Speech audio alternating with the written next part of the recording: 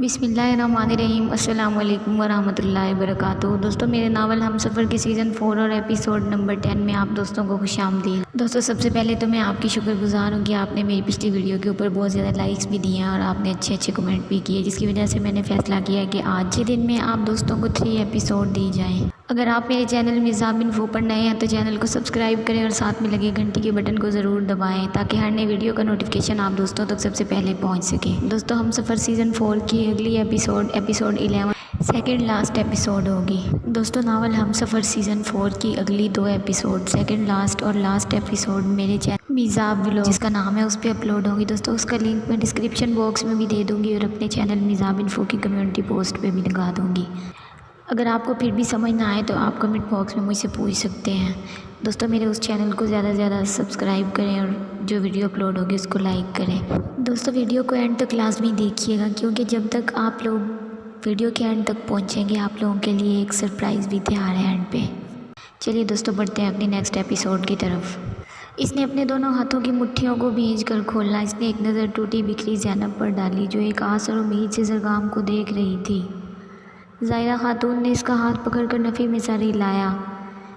اپیا، اس سب میں میرا کیا قصور ہے؟ وہ بے چارگی سے بولی تھی۔ تو میرا کیا قصور تھا؟ کیا میرا قصور یہ تھا کہ میں خوبصورت تھی یا میرا قصور یہ تھا کہ میں نے فائقہ سلطان جیسی لڑکی سے دوستی کی جو ایک ناگن تھی؟ تم بھی تو اسی کی بہن ہو، اسی کے جیسی ہوگی۔ کل کو کیا پتہ میرے بھائی کو اپنی محبت کے جال میں پھنسا کر کہیں لے جا کر مار دو۔ میں مر بھی جاتی تو کچھ نہیں تھا، لیکن اگر میرے بھائی کو کچھ ہو گیا تو ہمارا کون ہوگا؟ میں ایسی نہیں ہوں، اگر وہ آپ کا بھائی ہے تو میرا بھی سر کا سائیں ہے۔ زینیا نے بے یقینی سے اسے دیکھا۔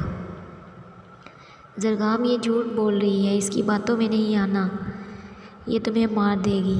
آئیے ناظرین، ہم آپ کو لیے چلتے ہیں اسلام آباد، جہاں اس وقت سیراب ڈیم کے لیے پارٹنر سامنے آئے جنہوں نے اپنی 4 ایکڑ زمین ڈیم کے لیے عطیہ کی ہے۔ جی ہاں، زرگام خان نے ہمارے چینل سے ٹیلی فونک گفتگو کرتے ہوئے کنفرم کیا ہے کہ سفیر خان نے اپنی 4 ایکڑ زمین ڈیم کے لیے عطیہ کی ہے۔ زینیا کی نظریں پتھرا گئی تھی۔ خبر کے ساتھ جلدی تصویر کو دیکھ کر وہ چیخنے چلانے لگی۔ زرگام نے آگے بڑھ کر اسے سینے میں بھینچ لیا، دونوں ہاتھوں سے اس کی شرٹ کو پکڑے اور ڈری سہمی اس کے سینے میں چھپ جانا چاہتی تھی۔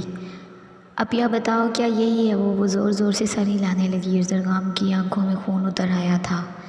وہ زینیا کو بازوؤں میں اٹھائے کمرے میں لایا اور اسے نیند کی دوا دے کر ظاہرہ خاتون کو اس کا خیال رکھنے کا کہہ کر کمرے سے باہر نکل آیا۔ کمرے کے باہر کھڑی زینب کو بازوؤں سے پکڑ کر اوپر کمرے میں لا کر زور سے صوفے پر پٹکا۔ زینب سلطان، جب تک میں واپس نہ آؤں اس کمرے سے باہر نہیں نکلنا، اگر میرے نکاح میں رہنا چاہتی ہو تو۔ وہ وارڈ روب میں کچھ ڈھونڈ رہا تھا۔ کچھ دیر کی تلاش کے بعد پسٹل اس کے ہاتھ میں چمک رہا تھا۔ اسے اچھی طرح سے چیک کرنے کے بعد اس نے اسے اپنے کوٹ کے اندرونی پاکٹ میں رکھا اور چلتا ہوا زینب کے قریب آیا، وہ جو خوفزدہ نظروں سے اسے دیکھ رہی تھی۔ میں اپنے دشمنوں کو کبھی معاف نہیں کرتا، چاہے وہ کوئی بھی ہو۔ لیکن سفیر نے زینیا آپی کو کیوں مارا ہوگا؟ ان کے ساتھ کیا دشمنی تھی؟ کیونکہ زینیا خان نے اس کا پرپوزل ریجیکٹ کیا تھا اور جب اس نے اس کا ہاتھ پکڑنا چاہا تھا تب بڑی یونی میں اسے تھپڑ مارا تھا اور اس تھپڑ کا بدلہ اس نے اس کی کیا کچھ نہیں، آپ کو بتانا پڑے گا۔ زینب، اس راستے سے ہٹ جاؤ، پہلے آپ کو بتانا پڑے گا کیا تھا سفیر نے زینیا آپی کے ساتھ۔ اس کی عزت تار کرنے کے بعد اس کو جان سے مارنے کی کوشش کی تھی اور یقیناً وہ ابھی تک یہ بات نہیں جانتا کہ زینیا خان زندہ ہے۔ آپ کو یہ سب کیسے پتہ چلا؟ اسے اپنی ہی آواز کسی کھائی سے آتی نظر آئی تھی۔ آج ہی پتہ چلا ہے۔ زینیا اس کا نام اور چہرہ بھول چکی تھی، لیکن وہ اتنا جانتی تھی کہ فائقہ سلطان اسے دھوکے سے یونی سے اپنے ساتھ اپنے گھر لے کر گئی تھی اور پھر وہاں سے کوئی مشروب پلایا گیا جس کے بعد اسے کچھ ہوش نہیں رہا اور اس کے بعد جب وہ ہوش میں آئی تو اس کا کہنا تھا کہ اسے بس دھندلی سی کوئی تصویر اس کی آنکھوں کے آگے لہراتی ہے، لیکن اسے چہرہ واضح نہیں یاد آ رہا۔ اگر آج ٹی وی پر وہ نیوز چلتی تو میں کبھی بھی نہ جان سکتا، اور ہاں، اگر زینیا کی طبیعت خراب نہ ہوتی تو تم بھی ابھی تک میری زندگی سے نکل چکی ہوتی۔ اس کی بات پر وہ پتھرا سی گئی۔ وہ جانے کے لیے مڑا تو وہ بھاگتی ہوئی اس کے سینے سے جا لگی تھی۔ زرگام علی خان، میں ہمیشہ آپ کی وفادار رہوں گی۔ آپ چاہیں تو دوسری شادی کر لیں لیکن میرے نام سے اپنا نام جدا نہ کیجیے گا، میں مر جاؤں گی۔ اس کی بات پر زرگام علی خان نے آنکھیں میچ لی اور نرمی سے اسے خود سے الگ کرتا ہوا وہاں سے نکلتا چلا گیا۔ پیچھے زینب سلطان کو روتے گڑ گڑاتے چھوڑ گیا تھا۔ وہ گاڑی کے پاس پہنچ کر اسے اپنی کلائی پر جلن سی محسوس ہوئی۔ زینب کو الگ کرتے ہوئے اس کے ناخنوں سے اس کی کلائی پہ کھروچ آئی تھی۔ زرگام علی خان کی बाईं आंख से एक आंसू निकल कर इसकी मूँछों में कहीं गुम हो गया। इसने अपनी कलाइयों पर लब रखे और बेदर्दी से अपनी आंखें मसली जो शिद्दत ज़ब्त से सुर्ख हो रही थी। फ़ाइका सुल्तान के शौहर ने औलाद ना होने की वजह से दूसरी शादी कर ली थी और वो फ़ाइका से बहुत मोहब्बत करता था, लेकिन माँ बाप का इकलौता होने की वजह से वो माँ के आगे मजबूर हो गया और अपनी एक यतीम कज़न से शादी कर ली जो बचपन से इससे मनसूब थी। लेकिन चूँकि अफ़ान को फ़ाइका पसंद आ गई थी, इसलिए इसने अपने माँ बाप को नाराज़ करके फ़ाइका को अपनाया था। फ़ाइका के लिए ये खबर किसी दहशत से कम ना थी। वो दर्दाना बेगम के घर थी जब इसे अफ़ान के निकाह की बाबत पता चला। वो रैश ड्राइविंग करती हुई घर पहुंचना चाहती थी, लेकिन अल्लाह को कुछ और ही मंजूर था। इसे किसी मज़लूम की आह लग गई थी। रास्ते में इसकी गाड़ी एक तेज़ रफ्तार ट्रक से टकराई और होश व खर्च से बेगाना हो गई। जिस वक्त वो दोबारा होश में आई तो अफ़ान इसके पास मौजूद था, लेकिन वो अपनी दोनों टांगें खो चुकी थी। अपनी ये हालत देखकर वो चीखने चिल्लाने लगी।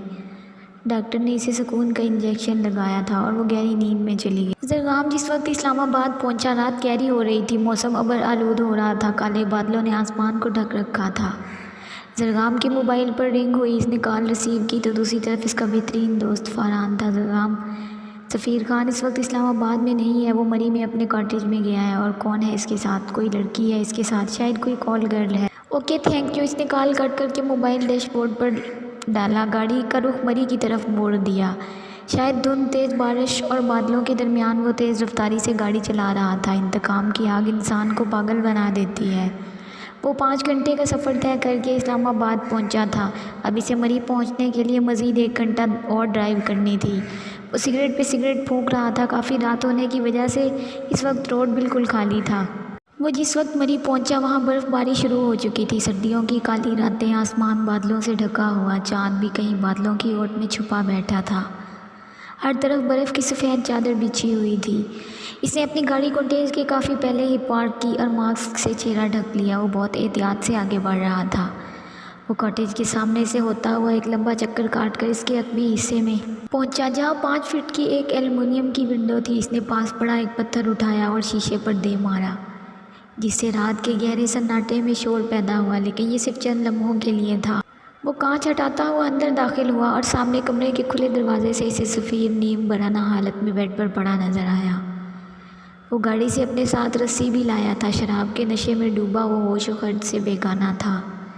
ज़रगाम अली ख़ान ने इसे उठाकर कंधे पर डाला और लाकर दूसरे कमरे में मौजूद एक कुर्सी के साथ इसे बांध दिया था। इसका नशा दूर करने के लिए पहले इसे पानी में नींबू डालकर इसके मुंह में अंडेला, जिसके जवाब में इसके मुंह से मुग़लज़ात का एक तूफ़ान निकला था।